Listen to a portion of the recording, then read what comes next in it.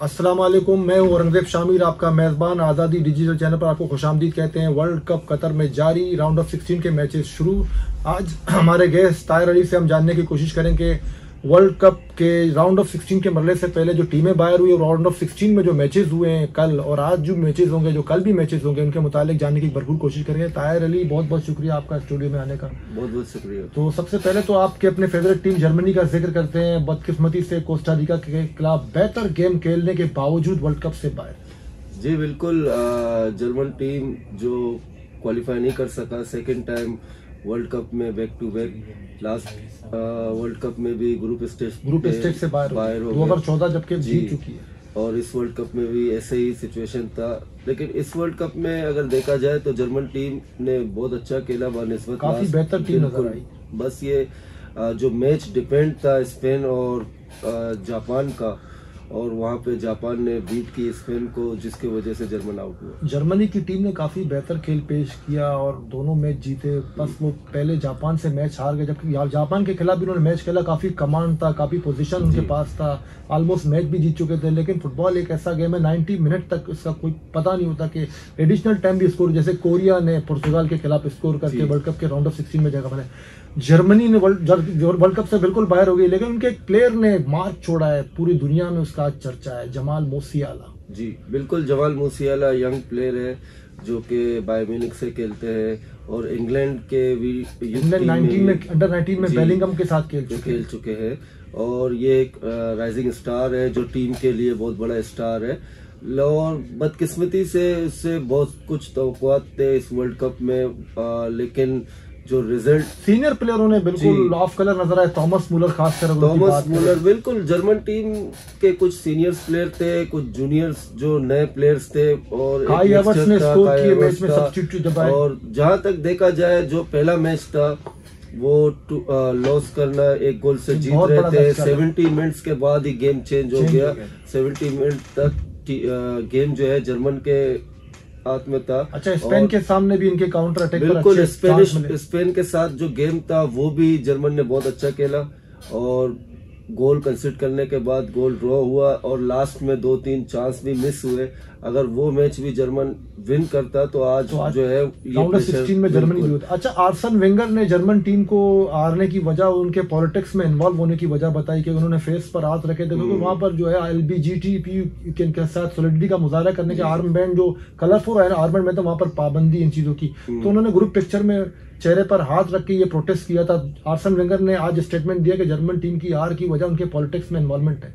जी बिल्कुल ऐसा हो सकता है, फोकस करना चाहिए गेम पर, फोकस वर्ल्ड कप में होना चाहिए। पॉलिटिक्स जो है ना वो, क्योंकि प्लेयर को और टीम को हमेशा on the pitch, on the ground पे फोकस करना चाहिए। आउट बिल्कुल, जैसे आपको पता है ईरान की टीम जब खेल रही थी इंग्लैंड के अगेंस्ट में, तो वहां पर प्रोटेस्ट भी हुए थे, ईरानियन फैन ने किया था। वहां पर इंटरनल उनके मामला चलते हैं, पॉलिटिकल टर्मोइल है, जिसकी वजह से ईरान की टीम पर उसके असरात पड़े। और ईरान टीम ने पहला मैच 6 गोल कंसीड किया, उसके बाद दोबारा वेल्स को जीता, फिर वर्ल्ड कप से गालिबन बाहर हो गई। जी, ये तो फुटबॉल के अंदर ये हालात, जो मुल्क की हालात है और जो सिचुएशन है, मतलब ये है कि पॉलिटिक्स अगर होगा तो वो प्लेयर्स, अभी देखे ना, आज एक न्यूज आया कि रेन स्टर्लिंग जो है टीम से बाहर इंग्लैंड चले गए, और वो पर्सनल कुछ वजूहत है उसके, जिसके वजह से वो उसको आर्म ब्रेक हुआ है। जी बिल्कुल, नहीं उसके फैमिली इश्यूज है कुछ, जिसके वजह से न्यूज़पेपर में इंग्लैंड के जरीदे ने लिखा उनके आर्म ब्रेक की वजह से उनको टीम से वापस वो घर जाना पड़ा,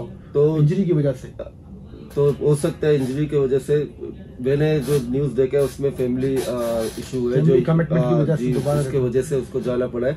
तो ये कुछ इश्यूज होते हैं, फैमिली इश्यूज होते हैं, जो मेंटली प्लेयर ग्राउंड प्रिपेयर नहीं रहता है, डिस्टर्ब रहता है मेंटली, तो वो गेम में नहीं रहता। अच्छा जी, ये सबसे पहले तो हम बात करते हैं अर्जेंटीना के मैच की, जो ऑस्ट्रेलिया के खिलाफ अर्जेंटीना ने मैच खेला। काफी एक्साइटिंग मैच देखने को मिला, वन साइडेड मैच नहीं हुआ।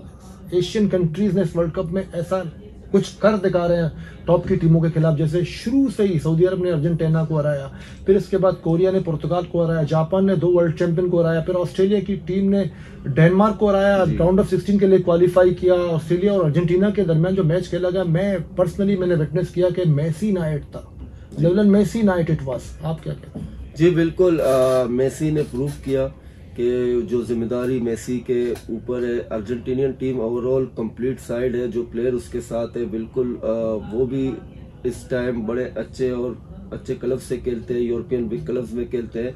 लेकिन कहीं ना कहीं जो मैच डिपेंड था वो मेसी के ऊपर था और मेसी ने बखूबी उसको निभाया और एक सिचुएशन में जो स्कोर किया जो मेसी ने की, तो जो मेसी अमूमन इस एंगल से गोल करते हैं। जी बिल्कुल, तो ये देखा जाए तो मेसी के बिल्कुल उसी के वजह से जो है ना। अच्छा, बिल्कुल एडिशनल टाइम में ऑस्ट्रेलिया को मौका मिला था गेम में दोबारा आने का। देखिए 2-1 स्कोर है और अर्जेंटीना ट्राई कर रहा है थर्ड गोल के लिए, लेकिन स्कोर नहीं हो रहा था। तो इस तरह के मैचेस होते हैं। ऑस्ट्रेलियन टीम जाहिर बात है नॉकआउट स्टेज है, कहीं ना कहीं वो आखिरी इंजरी टाइम में अटैकिंग को बढ़ाएंगे, तो उसका फोकस है कि गोल ड्रॉ और उन्हें मूवमेंट मिल गया।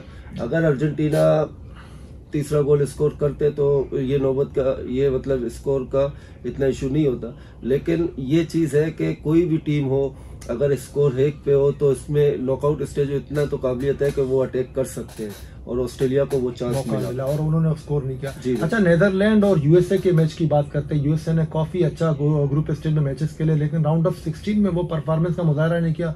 और नेदरलैंड की टीम अब दोबारा, आपको पता है 2014 में तो वो सेमीफाइनल के लिए उन्होंने क्वालिफाई किया, अब दोबारा अर्जेंटीना के अगेंस्ट खेलेगी। यूएसए के सामने आपको क्या कोचिंग टैक्टिक्स नजर आया? जो यूएसए की टीम काफी बेबस नजर आई और नेदरलैंड पूरे मैच में चाहे। जी बिल्कुल, नेदरलैंड का जो टीम है वो बहुत अच्छा टीम है, ऑर्गेनाइज टीम है। उसका कोचिंग टैक्टिक्स जिस प्लानिंग से डिफेंसिवली बहुत बैलेंस है, डिफेंसिवली बहुत सपोर्ट है एक दूसरे, और बड़े अच्छे डिफेंडर है और मिडफील्ड और इस तरह विंग इसके 5-3-2 के गैप को लगातार स्कोर कर रहे हैं टीम की तरफ। तो ये जिस तरीके से वो फॉर्मेशन वो कंट्रोल करना जानते हैं, गेम को पोजीशन रखना जानते हैं, तो इस तरह का गेम हालांकि अमेरिका के टीम का अगर हम देखेंगे तो इंग्लैंड के सामने जो गेम अमेरिका ने खेला था बड़ा अच्छा गेम खेला था और लग रहा था कि अमेरिका किसी भी बड़े टीम के साथ कम्पीट कर सकता है। लेकिन जो मैच नेदरलैंड के साथ हुआ और नेदरलैंड ने जिस तरह स्कोर निकाले और इस मैच को विन किया और उस इजीली एक तरह से देखा जाए 2-1 था, तो अमेरिका उस पे जो है ना स्कोर करने के चांसेस थे कि अमेरिका ड्रॉ करेगा, लेकिन नेदरलैंड ने उसी टाइम इसको 3-1 करके मैच अपने।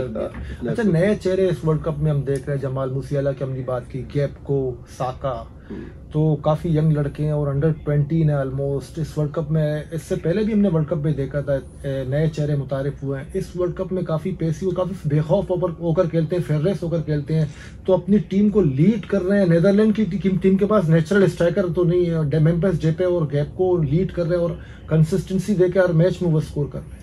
जी गैप्को एक बहुत बड़ा प्लेयर है, पीएसवी के तरफ से खेलते हैं और बड़े क्लब्स जो है उसको ट्रांसफर के लिए रिक्वेस्ट कर रहे हैं। पॉसिबिलिटी है कि इस वर्ल्ड कप के बाद हो सकता है जनवरी में या इस विंडो ट्रांसफर में वो किसी बड़े क्लब में जाए। तो और हॉलैंड का देखा जाए तो अटैकिंग लाइन में जो मेन किरदार अदा कर रहे हैं वो ये यंगस्टर है गैप्को, जिसके वजह से पूरा टीम उसी पे निर्भर कर रहा है। तो मुझे लगता है कि हॉलैंड का टीम बड़ा बैलेंस साइड है। अर्जेंटीना के सामने बहुत ही बिल्कुल एक अलग मैच देखा जाएगा क्योंकि यूरोपियन और साउथ अमेरिकन फुटबॉल होगा और अर्जेंटीनियन टीम का ये राइवलरी देखने के लिए लोग फुटबॉल में काफी यहाँ पे कुछ यूरोपियन टीम का स्टाइल ऑफ प्ले होता है, वो अलग स्टाइल प्ले होता है, पोजीशन रखना, डिफेंसिवली बड़े अटैकिंग में एक ग्रुप के साथ विंग के साथ आना, एक सिस्टम नजर आता है। और साउथ अमेरिकन साइड वो एग्रेसिव फुटबॉल खेलते हैं और अटैकिंग काउंटर में इस तरह का गेम है। लेकिन अर्जेंटीनियन टीम में जो चीज सबसे देखा गया उनका बॉल को रिकवर करना वो बहुत पोजीशन लूज करने के बाद दोबारा रीगेन जल्दी करते हैं। जी बिल्कुल, जो अगर हम कंपेयर करेंगे, अगर आप ब्राजील से भी कंपेयर करेंगे तो मुझे नहीं लगता कि ब्राजील इस उसमें है कि अर्जेंटीना बिल्कुल फाइटिंग स्पीड और बॉल को बहुत जल्दी। अच्छा, अर्जेंटीना की हमने बात की, नेदरलैंड की बात की, अब वर्ल्ड कप के उस टीम की बात करती है जिसने 2018 में वर्ल्ड कप जीता और अब भी ऐसा लग रहा है उनका टॉप स्कोरर 5 गोल स्कोर किए किलियन एम्बापे, जो कि वन मैन शो नजर आ रहे हैं। हमने ऐसा अटैकिंग थ्रेट अब तक वर्ल्ड कप में नहीं देखा जो फ्रांस के बात है। कल भी आपने देखा उन्होंने मैच को बिल्कुल वन साइडेड करके जीता। पोलैंड की टीम आपको पता है वीक साइड है, 86 के बाद दोबारा आप राउंड ऑफ 16 में पहुंची है। लास्ट मैच अर्जेंटीना के खिलाफ उन्होंने 2 गोल से हारा। फ्रांस की टीम के मुतालिक आप अपना। जी, फ्रांस का टीम मैं समझता हूँ बड़ा अच्छा साइड है। जो भी प्लेयर इसमें है कंप्लीट, जो ब्राजील का अगर आप देखें या अर्जेंटीना का देखेंगे तो इंग्लैंड का, तो फ्रांस के भी प्लेयर बड़े क्लब में, लेकिन किलियन एम्बाप्पे जैसा प्लेयर जो फ्रांस के पास है वो किसी भी टीम के पास नहीं है। आप अगर देखें ब्राजील के पास बड़े प्लेयर है या अर्जेंटीना के पास मेसी है, लेकिन एम्बाप्पे के लेवल का रेट आप ये जो किलियन एम्बाप्पे, ये मेसी और नेमार का जो गेम है इसी तरीके का, और ये यंग है और सबसे ज्यादा स्प्रिंट जो स्पीडी प्लेयर है। पोलिश कोच ने आई थिंक या प्लेयर ने कोई स्टेटमेंट भी दिया था कि एम्बाप्पे को रोकने के लिए हमें स्कूटर चाहिए। जी बिल्कुल, ये स्टेटमेंट मैंने पढ़ा था। स्कूटर की वो ऐसे ही है कि स्पीडी प्लेयर है, काफी अपना पेस इस्तेमाल करते हैं, बिल्कुल ब्रीच करते हैं डिफेंस को। तो आप क्या समझते हैं लास्ट नाइट इंग्लैंड ने जो खेला सेनेगल के अगेंस्ट, बिल्कुल अब कहते हैं स्ट्रेस फ्री राउंड ऑफ 16 का मैच अगर किसी ने खेला तो इंग्लैंड ने आउट क्लास फुटबॉल खेला। जो एक्सपेक्टेशन है, प्रीमियर लीग के स्टार प्लेयर हैं, पूरे प्रीमियर लीग के 4 से 5 टॉप टीमें जिनके फैन फॉलोइंग भी दुनिया भर में ज्यादा, उन टीमों का एक गुलदस्ता इंग्लैंड की टीम जो माजी 2002 से लेकर अब तक काफी तनकीद का निशाना भी करते हैं। लेकिन इनकी मीडिया को मैं दाद देता हूँ इंग्लैंड की टीम को, उनके अपने प्लेयर्स को काफी ओवररेट करते हैं। इस मैच के जीतने के बाद भी वो कहते हैं अब फ्रांस को भी इंग्लैंड काफी जो है ना, वो कह सकते हैं इंग्लैंड की टीम फेवरेट है फ्रांस के अगेंस्ट। तो किलियन एम्बाप्पे को रोकना, एरी मैगुएर, स्टोन जैसे डिफेंडर, आप क्या समझते हैं इंग्लैंड और फ्रांस के दरमियान जो क्लैश होगा इसको किस तरह देखते हैं? जी, इंग्लैंड और फ्रांस एक बहुत बड़ा मैच है। डेफिनेटली दोनों एक टक्कर के टीम है। कोई भी आप फेवरेट तो नहीं कह सकते कि फ्रांस फेवरेट है या इंग्लैंड फेवरेट है, लेकिन इंग्लैंड जिस हिसाब से टीम आ रहा है, नो डाउट वो इस मैच को जीत सकते हैं। अब तक 12 गोल स्कोर कर चुके हैं इंग्लैंड। जिस तरह का उसका टेकिंग लाइन है, जिस तरह का उसके सब्स्टिट्यूट में है, लेकिन जो मेन चीज मैं आपको बताऊं, इंग्लैंड टीम का वर्ल्ड कप का परफॉर्मेंस बेस्ट जा रहा है, लेकिन जो बड़े टीम आते हैं इनका ऑपोजिशन तो उस तरह नहीं मिला, उस तरह का ऑपोजिशन आते हैं तो कहीं ना कहीं वो प्रेशर गेन करते हैं। देखिए अभी वर्ल्ड कप से पहले कंपटीशन चला था जो यूरोपियन नेशन कप था, जिसमें इंग्लैंड की टीम ने अपने ग्रुप में 6 मैच खेले, जिसमें हंगरी का टीम था, जर्मनी था, इटली था, और 6 मैचों में एक मैच भी विन नहीं किया था। जर्मनी से लास्ट मैच उन्होंने कह रहा यूरोपियन नेशन हुआ था, 3-3 ड्रॉ हुआ था। तो एक बहुत बड़ा सवालिया निशान उस पर था कि इंग्लैंड का इतना अच्छा टीम हो के भी वो बड़े टीमों को जो है शिकस्त नहीं दे सके, एक विन का पॉइंट भी नहीं ले सकेला, 3 पॉइंट। तो ये मैच उसी सूरत में है, अगर ये मैच अगर जीतेंगे तो ये चीज प्रूव होगा कि इंग्लैंड बड़े टीम के साथ खेल सकते हैं। अगर हम 2018 में भी आप अगर देखें तो सेमीफाइनल आ रहे थे तो वो बेल्जियम जैसा टीम आ गए थे, तो उसके बाकी उसका जो ग्रुप में और जो राउंड ऑफ 16 और क्वार्टर फाइनल में जो टीमों के साथ मुकाबला था, मतलब वो एलिट अपोजिशन का सामना करना नहीं पड़ेगा। तो ये एक बहुत बड़ा 2014 के वर्ल्ड कप में आपने देखा इंग्लैंड की टीम ग्रुप स्टेज से बाहर हो गई, कोस्टा रिका ने क्वालिफाई, यूरुग्वे और कोस्टा रिका ने क्वालिफाई किया इटली, और इंग्लैंड की टीम वर्ल्ड कप से बाहर हो गई थी ग्रुप स्टेज। तो इंग्लैंड की टीम के ऊपर यही सवालात उठाया जाता है, लेकिन उनकी मीडिया को हम दाद देते हैं, उनकी मीडिया काफी ओवररेट करती है अपने प्लेयर्स को और अपनी टीम को, जबकि सूरत-ए-हाल बिल्कुल ही बरक्स होता है जब हम देखते हैं इंग्लैंड एक टफ अपोजिशन के सामने आती है। फ्रांस के सामने उनका मैच होगा क्वार्टर फाइनल, वो काफी दिलचस्प मैच होगा, लेकिन यहाँ पर बहुत से प्लेयर कैरेक्टर क्या शो करेंगे, वो अपने रिप्लिकेट करेंगे क्लब परफॉर्मेंस को या जिस तसलसल से वो खेल रहे हैं। तो आप क्या समझते हैं वो परफॉर्मेंस जो उन्होंने ग्रुप स्टेज के मैचेस में दिया, सेनेगल के अगेंस्ट दिया, जैसे साका, हैरी केन, बेलिंगम जी, और इनके मिड जो राइस जो खेल रहे हैं और डिफेंस इसी तरह प्रोटेक्ट करने में कामयाब है नहीं, फ्रांस की अटैक और उनकी डिफेंस इंग्लिश टीम को काबू करने की सलाहियत रखती है? जी बिल्कुल, इंग्लिश टीम, मैं यही कह रहा हूँ, इंग्लिश टीम बिल्कुल सलाहियत रखती है फ्रांस की जो अटैक है उसको रोकने की, उसका जो डिफेंस है जो कि बड़े लीग में खेलते हैं।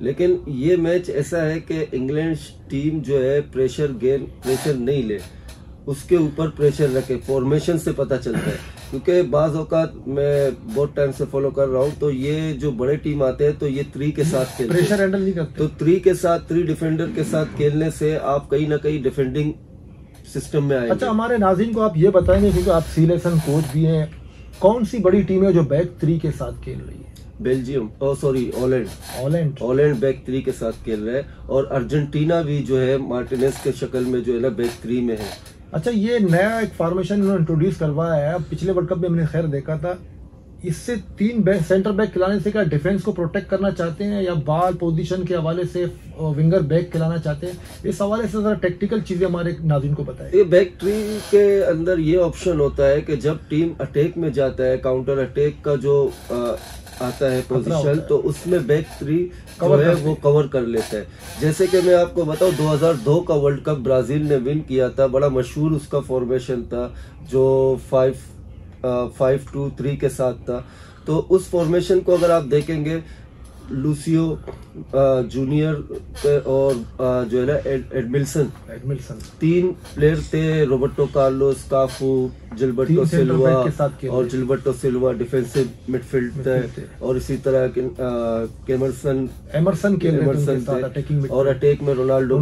तो वो जो शेप था, जो डिफेंस में आते थे, तो ऑलरेडी उनके पास 3 डिफेंडर भी होते थे और जिल्बर्टो सिल्वा भी होते थे, तो वो इतना काउंटर अटैक में उनके ऊपर प्रेशर नहीं आता था, और one of the best example था जो। अच्छा, ब्राजील के आपने मिसाल दी फॉर्मेशन की, 2002 के ब्राजील और 2022 के ब्राजील को लोग कंपेयर कर रहे हैं कि इक्वली, मतलब ब्राजील इस पोजीशन में, लेकिन इंजरी लिस्ट काफी परेशान कर रहा है ब्राजील की टीम को। ब्राजील आज अपना राउंड ऑफ 16 का मैच खेलेगी जुनूबी कोरिया के अगेंस्ट। जुनूबी कोरिया ने पोर्चुगल की टीम को हराकर सबको हैरान कर दिया और राउंड ऑफ 16 के लिए क्वालिफाई, जिस तरह जापान ने पूरे दुनिया फुटबॉल को हैरान किया।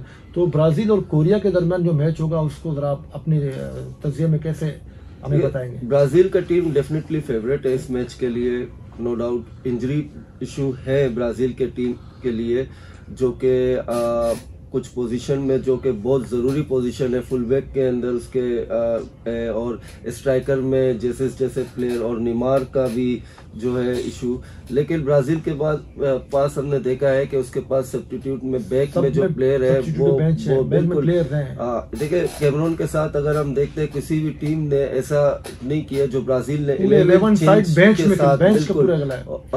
लेकिन गैब्रियल जेसूस का इंजरी होना ब्राजील के लिए कितना बड़ा? बिल्कुल बहुत बड़ा। कभी आपने देखा ऑफ कलर होते हैं, तो उनके पास सब्स्टिट्यूट शहर में गैब्रियल जेसूस था और वो भी वर्ल्ड कप से बाहर। देखिए, ये मैच मैं समझता हूँ गैब्रियल जेसूस का होना बहुत जरूरी है, क्योंकि रिचार्डसन जो है वो अटैकिंग पे होते हैं, तो वो अटैक ऐसे होते हैं जो काउंटर, स्पीड, स्पेस हो। लेकिन कोरियन टीम डिफेंस करने वाला टीम है, क्योंकि ब्राजील के साथ अब वो डीप खेलेगी। तो इस सिचुएशन में जो गैब्रियल जेसूस का जो शील्डिंग है, जो सपोर्ट, जो बॉल को होल्ड करना और अटैक के साथ असिस्ट करना, तो ये चीज जो है गैब्रियल जेसूस के पास है। रिचार्डसन हो सकता है। नेमार का ब्राजील टीम में दोबारा आना, ग्रुप स्टेज मैच में एक मैच खेलने के बाद इंजरी हो गए थे, एंकल इंजरी उनका हो गया था, काफी हेवी टैकल उन पर होते हैं। तो नेमार जब आज टीम में ऐड होंगे फर्स्ट 11 में, तो क्या इम्पैक्ट पड़ेगा ब्राजील की? डेफिनेटली, क्योंकि इस टीम का अगर देखा जाए तो पूरा जो कॉन्सेप्ट, जो दारोमदार है वो नेमार पे है, और नेमार का इस मैच में होना बहुत जरूरी है। अगर नेमार के बगैर ये टीम कोरिया के सामने खेलेगा, फेवरेट तो है, लेकिन वो सिस्टम जो ब्राजील प्लान करके आया है वो प्लान नहीं होगा। नेमार के पास प्लान बी में आप कह सकते हो, लेकिन प्लान पोजीशन में लास्ट मैच में रोड्रिगो ने खेला था। जी, रोड्रिगो ने खेला है, और वो नेमार की तरह इफेक्टिव और क्रिएटिविटी उनमें नहीं है। अब यंग है काफी, उनको टाइम लगता है। नेमार जो है बॉल होल्ड करते हैं, और बॉल होल्ड करके ऐसे जगह पे जो डेंजर एरिया होता है वहां पे बॉल होल्ड करना। नेमार के इंजरी होने की वजह, मैं पर्सनली मेरा राय है कि वो इंडिविजुअल डिस्प्ले ज्यादा करते हैं, जिसकी वजह से उन पर टफ टैकलिंग होता है। तो इनको अवॉइड नहीं करना चाहिए इंडिविजुअल डिस्प्ले करने से? जी बिल्कुल, उसका प्लेइंग स्टाइल इस तरह से ऐसे ही है, लेकिन देखिए, बॉल को होल्ड करना तो सब प्लेयर का कॉन्सेप्ट जो है उसके ऊपर होता है कि किसी भी तरह बॉल पोजीशन लेना, लेकिन उसी दौरान ये ऐसे पास और ऐसे असिस्ट करते हैं। सर्बिया के अगेंस्ट उनको रफ टैकल का सामना करना पड़ा। ये चीजें जो है ना, ये नेमार के अंदर खूबी है, और इस तरह जो है मूवमेंट बनते हैं, जो ब्राजील के पास अटैकिंग के लिए ऐसा प्लेयर नहीं है। जो अच्छा, हमने बात की ब्राजील, यूरोपियन एलीट टीमों की बात की। बहुत बहुत शुक्रिया ताहिर अली, आपका हमारे प्रोग्राम को देखने का बहुत बहुत शुक्रिया। हमारे इस प्रोग्राम को लाइक कीजिए, यूट्यूब चैनल को लाइक कीजिए। इजाजत चाहता हूँ आपका मेजबान औरंगजेब शामिर।